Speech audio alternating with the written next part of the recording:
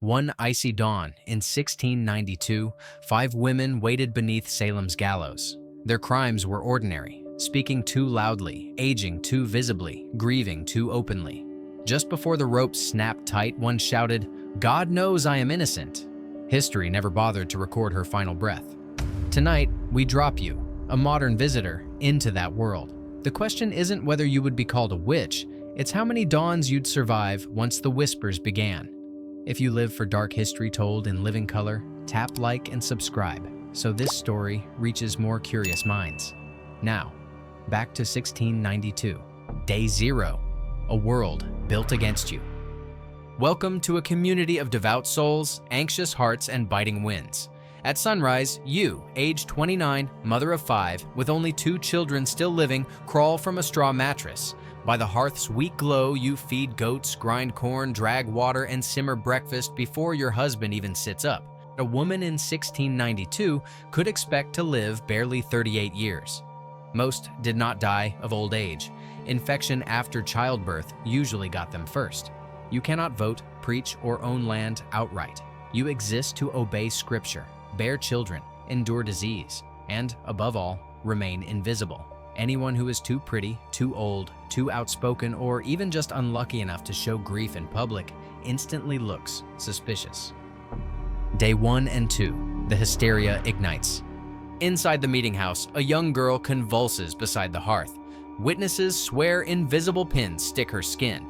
Reverend Samuel Parris thunders, "Who torments you?" The girl shrieks the name Sarah Good, a penniless widow who once muttered when denied bread. Drought, frontier wars, and smallpox have primed this settlement to blame every misfortune on the devil.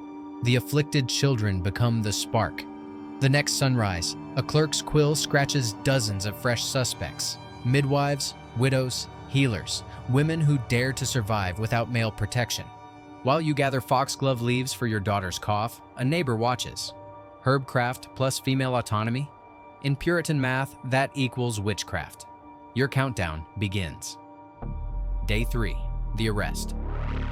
Boots crunch across frozen mud. 2 constables burst in, lanterns swinging, warrant in hand. You stand accused of tormenting young Abigail Williams. Your husband hesitates, then steps aside.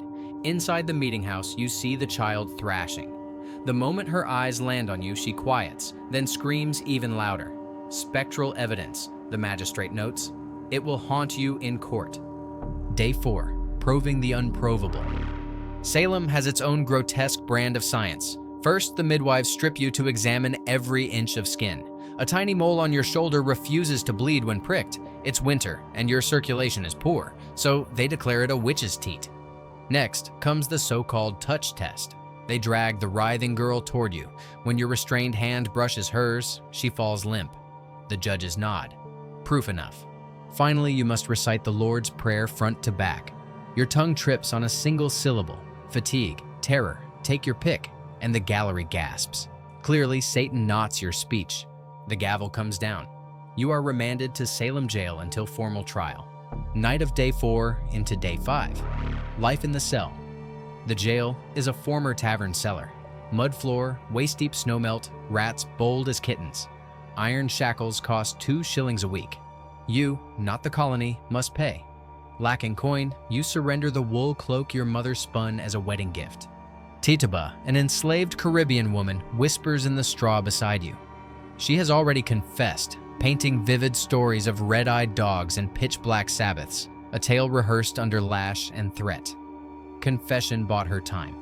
It also gave the court new names to chase. You begin to understand this hunt feeds itself. Day 6, the economics of panic. Outside, property changes hands at breathtaking speed.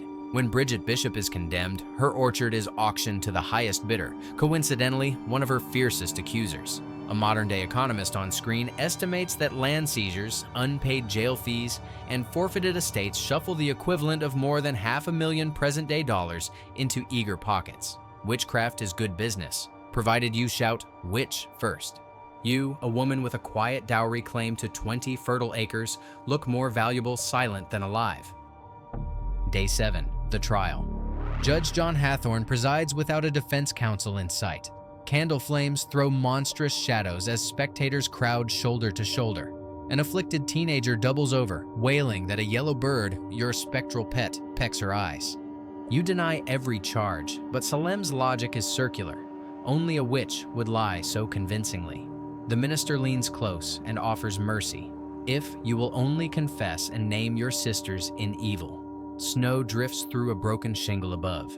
It settles like ash on the Bible you swear upon. Night of day 7, the mercy of confession. After 24 sleepless hours, hunger and cold pry, open your resolve. You scratch an X at the bottom of a confession someone else composed.